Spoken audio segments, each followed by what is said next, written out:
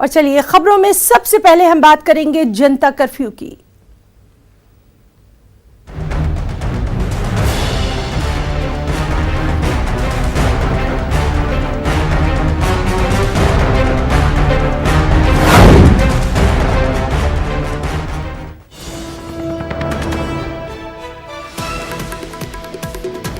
जी हां, मुल्क में जारी है जनता कर्फ्यू। मुख्तलिफ रियासतों में देखा जा रहा है जनता कर्फ्यू का असर। कोरोना के खिलाफ सरकार ने उठाया एहतियाती कदम। सड़कें सुनसान, मार्केट बंद, अवाम घरों में कैद। वज़ीर-ए-आज़म ने अवाम से की है घरों में ही रहने की अपील। रात 9 बजे तक रहेगा जनता कर्फ्यू का निफाज।